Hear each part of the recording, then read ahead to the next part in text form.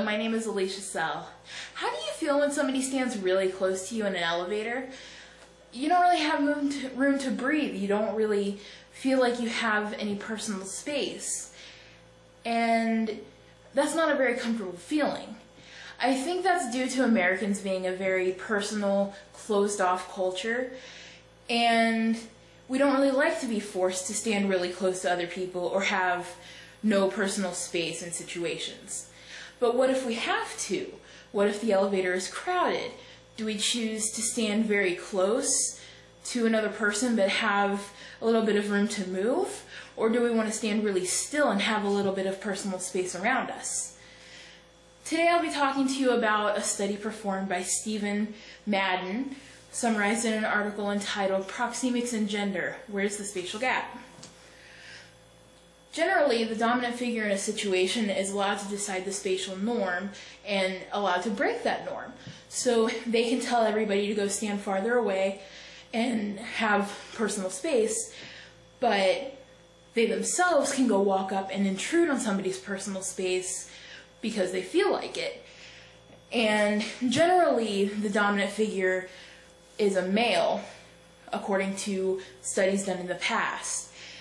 This is because they have harsher boundaries, they have territorial issues, and they generally disregard the personal space of females. Women tend to take up less space than males in these situations, making males dominant by nature. When given the choice, according to these studies, males will choose to intrude on female space to give their male counterparts more room to move, and so they feel like the dominant creatures that they are. Over a period of 3 to 4 days, the participants in this study were met by surveyors in a room in a hospital in a metropolitan area. They were directed to that room by hospital employees that asked them to fill out a survey based on the hospital's outer appearance. There were 4 research assistants giving out the surveys, 2 females, 2 males, all similarly dressed with similar body features, same height, same weight, that sort of thing. There were 343 females and 163 males that participated in the study.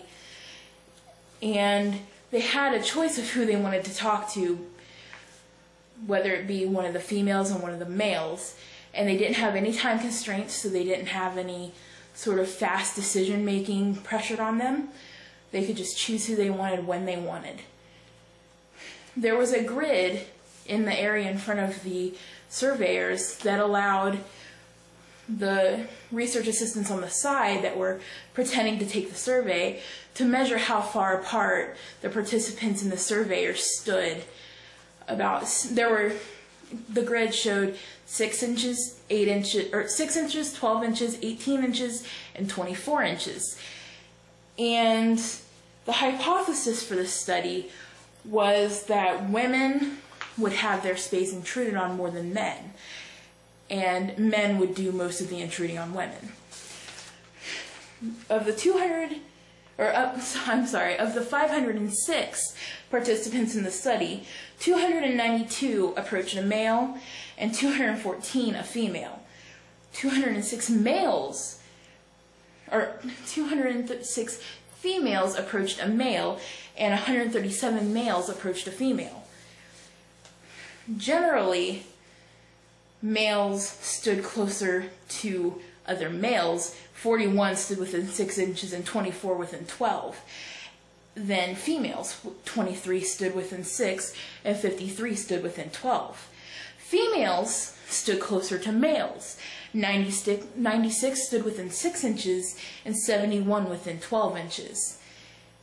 Females didn't stand very close to females. 26 stood within 6 inches and 32 within 12.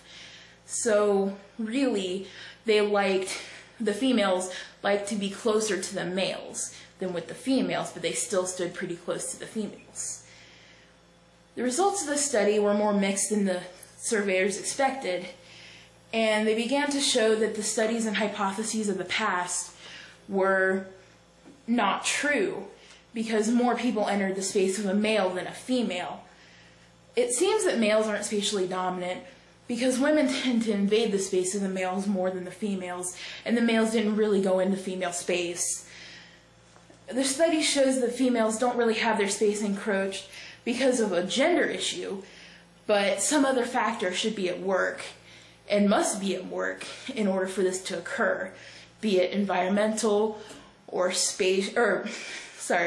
environmental or some other subconscious situational factor. And what I would like everybody to take away from this is that some of this may be some subconscious. So consciously think of why you choose to go in the grocery line you choose to, how you choose to stand in an elevator the next time you're in with a group, and who you choose to stand close to in a crowd. Because it's really interesting to see how that plays out in your mind and how that affects your decisions. Thank you for watching my video, and I look forward to watching yours.